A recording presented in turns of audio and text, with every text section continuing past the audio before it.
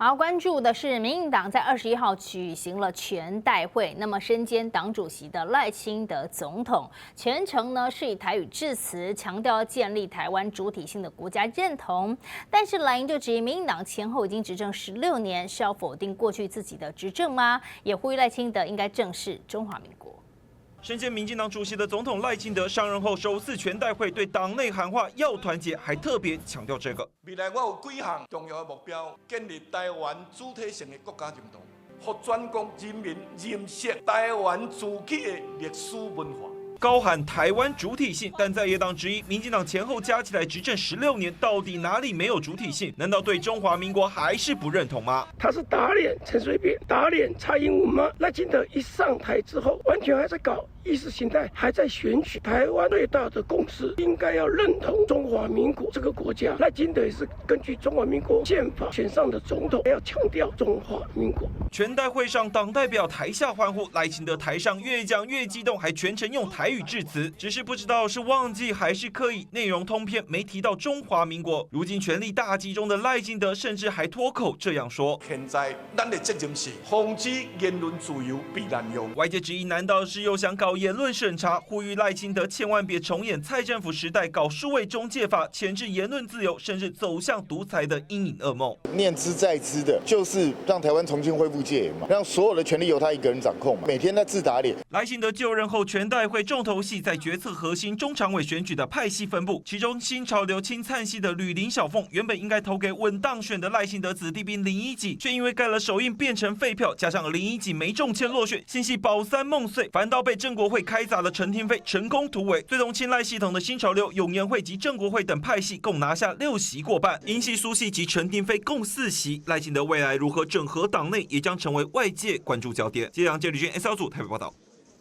好，民进党昨天举行的全代会，那么等着选举，因为接下来马上就要面临到2026的县市首长选举了，所以这场选举呢，也像是在2026的一个初选热身赛。好，你可以看到有意来角逐2026的人选，包含在台南这几位。好，看到在王定宇的部分，林俊宪还有陈亭妃，那么。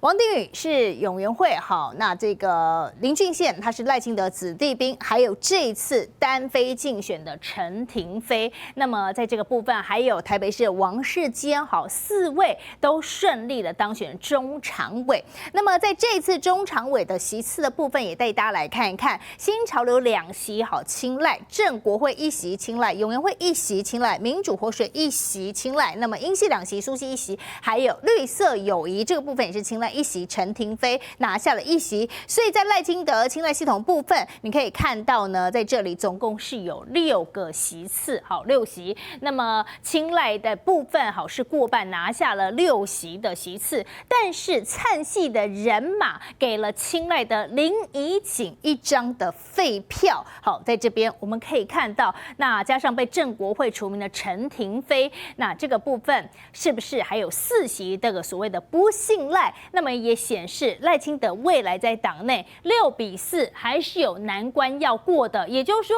民进党内派系厮杀还持续会上演。那么我们可以看到了，现在也传出了好，这个高雄的议员郑光丰，那么郑光丰是不是呢？这个跑票了，他是永延会，还有呢，英系的苏治芬也因为这一票取得了抽签资格，最终是抽中了当选中常委，但是派系人士说。 事实上，郑光丰呢，他在这个从头到尾就是陈其迈的人。那现在可以看到，在原本英系票数不够撑2席，传出高雄市长陈其迈的策反之下，所以郑光丰把票。 投给了苏治芬。那现在大信赖联盟6席，4席不信赖，新系比起了2022掉了1席。那当中这位呢，单飞来竞选的陈亭妃当选中常委，也就是大家要关注了。接下来2026台南市长的部分，好，即便呢在陈亭妃这一次没有派系的澳元，但是还是拿下2席中执委，上演了这个今天的大逆袭，还拿下中常委，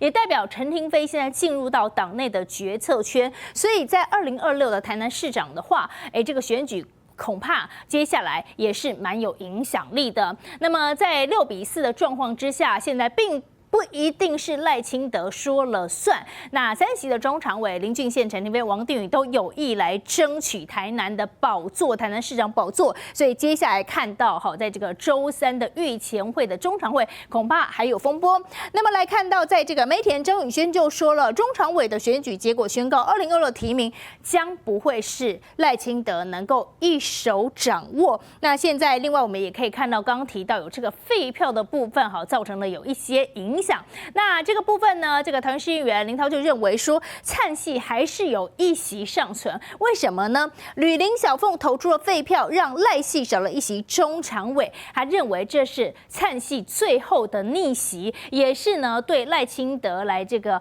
清剿灭郑文灿的抗议。所以你可以看到，在这个中常委改选，现在呢反赖的声音是否还存在呢？那么现在民进党的全代会结束了，原本要被踢出正国会系统立委陈亭妃逆袭拿下了中常委，外界就评估了陈亭妃是为了要确保2026台南市长选举提名机制的时候能够保有话语权。不过现在也传出，在2026的台南市长选举可能会用征召的方式。对此，陈亭妃表示，赖总统在选台南市长的时候是经由初选出现的，2019也跟前总统蔡英文初选过，他相信赖清德会尊重民主制度。这个征召的模式有人传出还是谁传的？我觉得应该去追究这是谁传的哈。我相信赖清德总统他自己这个市长的时候也是这个经由初选过来的，有公告，然后有登记，这样一路，然后让台南市民来决定。那黄伟哲市长也是经由初选全民调，也就是登记公告登记，然后来进行全民调。所以我相信这是一个民进党非常重要的一个民主。像2022年我们也看到，就算很多都是征召的，可是屏东唯一一个地方初选的就是屏东。所以我相信南部地方执政县市，新的执政县市，只要我们一个新的局面，执政县市新的局面，它就是必须要用所谓的公告，然后全面这个初选民调的部分，这个就是游戏规则。所以我觉得赖总统是一向尊重制度的人，而且赖总统赖主席也是尊重民主的人。他自己在2019年也跟这个小英总统也初选过总统，所以我觉得一个尊重初选机制的人，绝对不会有人家说传出这个还那么久的时间怎么会传出？是谁在放这个风声？是谁故意要制造这种假象，然后造成主席的困扰？我觉得这才是比较重要的。好，民进党党中央的一个权力结构在全代会上改选，最受瞩目就是投票的时候，属于灿系北流的吕林小凤，她在选票投给原先分配的林怡景，结果又在自己的名字盖了个指印，所以这张选票呢，当场直接成了废票。对此，属于新潮流系的吴思瑶表示这是个意外，但是民众党立委林国成认为说这不是一般的印泥沾到，是整个手指盖下去，很可能这样的一个动作就是要表达不满。国民党立委刘许田认为说，赖清德在这个党内派系摆不平，未来很可能会用暴力来压制，达到团结人心。疑似灿系这个有意跑票，那当然就引起了所谓的轩然大波，也间接的导致了最后选举的结果，这个赖系跟非赖系打成了5-5开的这样子的一个平手。